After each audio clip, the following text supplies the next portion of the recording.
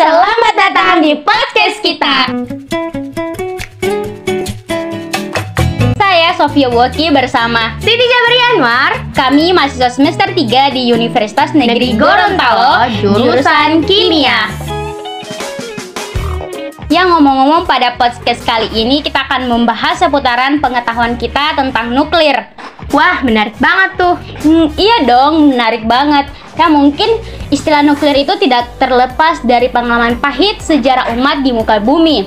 Istilah nuklir seringkali dikaitkan dengan senjata pemungkas yang mengerikan, dan penemuan bom nuklir itu merupakan salah satu bentuk penyimpangan loh dari penguasaan teknologi nuklir oleh umat manusia. Gitu ya.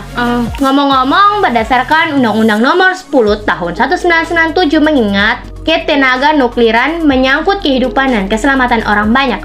Peran masyarakat di sini itu ditingkatkan dalam bentuk suatu majelis pertimbangan, suatu lembaga non-struktural dan independen yang beranggotakan para ahli dan tokoh masyarakat yang bertugas memberikan saran dan pertimbangan mengenai pemanfaatan tenaga nuklir.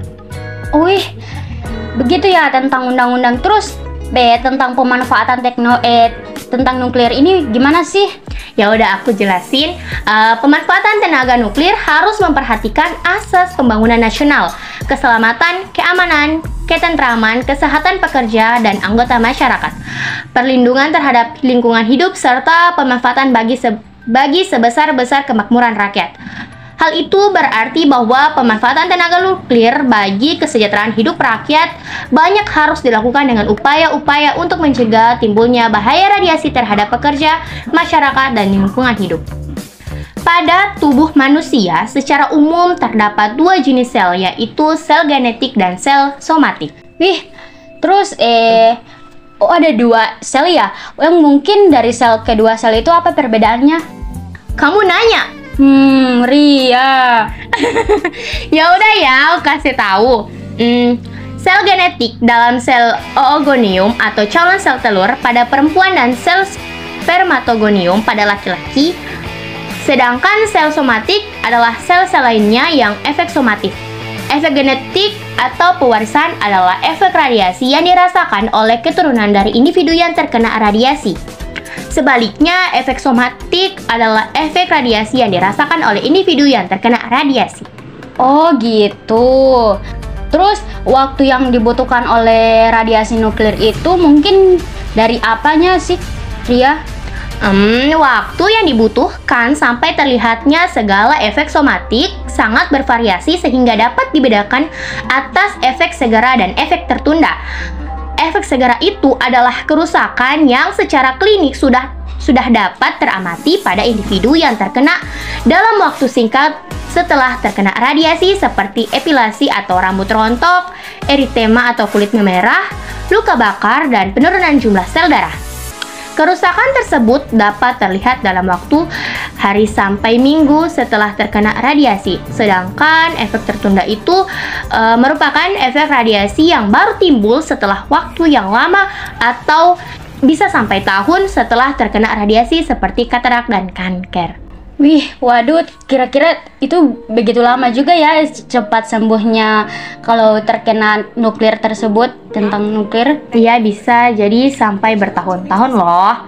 Ya, kan tadi kita sudah membahas mengenai istilah nuklir. Nah, apa sih itu radiasi nuklir itu? Nah, mungkin dari pemahaman Sofia ya, Rian, tentang radiasi nuklir itu mungkin energi yang dipancarkan oleh unsur radioaktif yang dapat terurai menjadi atom yang lebih stabil. Contohnya unsur dari radioaktif ini yang mungkin Ria ada uranium, ada radon, plutonium, thorium, dan curium. Nah, mungkin dari radioaktif ini juga secara alami ada di sekitar kita loh, Ria, yang harus kita ketahui, yang mungkin dari bebatuan sampai beraneka ragam makanan. Namun dalam sel-sel tubuh yang manusia menerima radiasi itu mungkin cuma dalam jumlah rendah. Oh, seperti itu. Kalau untuk sumber radiasi nuklir, menurut pemahaman aku, paparan radiasi nuklir itu dapat terjadi di lingkup industri dengan tingkat kerawanan tinggi seperti PLTN atau pembangkit listrik tenaga nuklir. Pada umumnya itu manusia terkena radiasi nuklir sekitar 0,2 rad atau 620 gray. Ria, sayangnya di Indonesia nggak ada tuh pembangkit listrik tenaga nuklir. Mungkin kalau ada kita bisa maju ya Ria. Iya, bisa maju banget. Sofi, aku lanjutin ya materinya. Radiasi tersebut itu berasal dari radon di udara, perawatan medis, dan industri. Namun, paparan ini tidak berpengaruh signifikan terhadap kondisi tubuh. Radiasi sinar X di dada setara paparan selama 10 hari dan CT scan setara dengan radiasi selama 8 tahun. Orang yang tinggal di daratan tinggi meningkat peluang terpapar radiasi lebih besar. Wis, bahaya banget tuh ya Ria. Kalau yang air yang diminum manusia ternyata juga mempengaruhi atas paparan 0,03 rad dalam setahun. Tanpa disadari, kegiatan sepele seperti menonton TV, naik pesawat terbang, melewati pemindai keamanan, dan menggunakan smartphone juga mendekatkan Anda kepada sumber radiasi.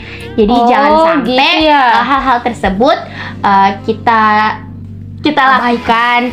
Jadi usahakan kita harus mengurangi kegiatan-kegiatan yang memacu peluang terpapar radiasi. Kamu tahu Sofi, bahkan perokok aktif disinyalir memiliki paparan radiasi nuklir lebih tinggi dibandingkan perokok pasif dan non-perokok. Padahal teman-teman kita banyak yang perokok ya. Iya, pasalnya tembakau mengandung zat yang dapat berubah menjadi polonium 210. Perokok juga lebih sensitif terhadap radon sehingga meningkatkan peluang terkena kanker paru-paru. Jadi dampaknya itu sangat besar. Ya mungkin merokok itu ya kan berbahaya dari apa yang telah dijelaskan oleh Ria ya teman-teman. Betul tuh. Ngomong-ngomong Sofia, aku mau nanya nih mengenai efek radiasi nuklir pada manusia. Apa sih? Oh, kamu nanya. Iya, aku haus ilmu soalnya. Begini ya Ria, kemarin tuh aku sempat baca-baca mengenai efek radiasi nuklir pada manusia yang mungkin efeknya salah satunya ada seseorang itu bisa kehilangan kesadaran. Mungkin itu seperti tremor dan sampai koma selama 3 hari. Nah, dalam jangka waktu panjang itu bisa mengakibatkan kehilangan sel darah putih sehingga tubuh kehilangan antibodi untuk melawan infeksi tersebut. Nah, kemudian berkurangnya trombosit sehingga rawan pendarahan, itu masalahnya kesuburan serta penurunan fungsi ginjal, anemia, katarak, dan masalah jantung. Nah, radiasi ini juga dilakukan secara berulang juga berbahaya bagi kulit maupun sumsum tulang belakang. Nah, radiasi ini juga turut meningkatkan resiko mutasi genetik akibat kerusakan DNA, pada akhirnya dapat berimbas pada keturunan kita yang akan cacat dan memiliki kelainan fisik. Wah, bahaya banget tuh. Nah Sofia, aku rasa pembahasan kita kali ini kita cukupkan sampai di sini aja ya. Iya nih Ria, soalnya aku juga udah haus. Parah banget. Maaf ya teman-teman. Lain kali kita akan bahas hal-hal yang lebih menarik lagi.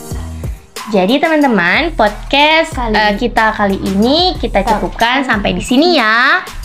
Saya Sofia Boki dan saya Siti Jabaria Anwar undur diri. Wassalamualaikum warahmatullahi wabarakatuh.